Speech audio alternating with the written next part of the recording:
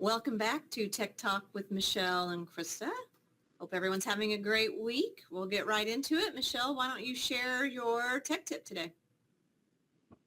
I'm going to jump right in, and I know we've been talking a lot about MagicSchool, but I came up with a prompt that I think could be useful for a chatbot, and I'm just going to show you how it works first and then show you what I did to create it. So you can see the instructions that I put in here, and it's for a read aloud for a test. And I'll put this exact prompt in the description below the video so that you could copy and paste it if you want to try this out.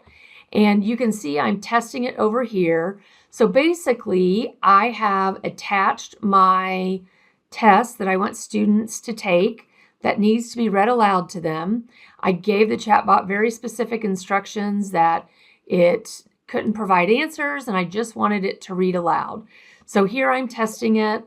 And if I want, I could click this icon and it would read those directions out loud. But I'm just going to say, yes, I'm ready for the first question. And so it's going to generate.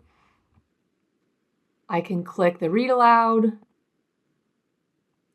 and I'll hit play. Here is the first question. Question 1. When you give human-like qualities, thoughts, or behaviors to non-human things like AI. So you can hear the question, and then I can even try to get it to give me the answer. And you can see that the bot is not going to answer the question for me. It's just going to read those out loud. So here's how I made this work. I went to Student Tools and I went to Custom Chatbot. You could give it whatever title you want. I'm going to say AI Test Read Aloud, and I'm going to paste in the instructions, the prompt, and then next I need to add in my file.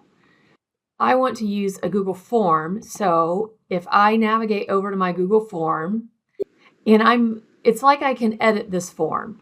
So when you're in the edit mode, you can come up to the 3 dots and select print. Make sure you're saving it as a PDF and then select save. Then once that's downloaded, head back to MagicSchool and select add file. And then you can navigate and upload that file to wherever you saved it. So there's my file. I'm going to select open. There it is. If you hit start preview, that's where you can test it out, make sure it works. I went ahead and it remembered last time I had selected 7th grade, so it remembered that from the last time, but you could select your grade level. And really that's all I did. I selected save to room and I gave my room a name. You do want to make sure you're selecting require SSO, so that means that they'll have to sign on with Google, and select save room. And from there, I can copy that URL and I can put that into Google Classroom. Obviously, I would just want to share that. I would create an assignment and share it with just those students who need that. Or if I wanted all students to be able to have that accommodation, I could do that as well. I'm just sitting here in awe because I know we've talked about, rooms and chatbots and how, they can do so many things, but this is just a great extension of MagicSchool and accessibility. So what a great idea. And something we've talked about too is that if you get a nice room like that created, you can share that with your PLC. You can share that room with other staff members, and then Michelle could go back and edit that that chatbot and just continue to do it for each Google Form test or whatever test she has.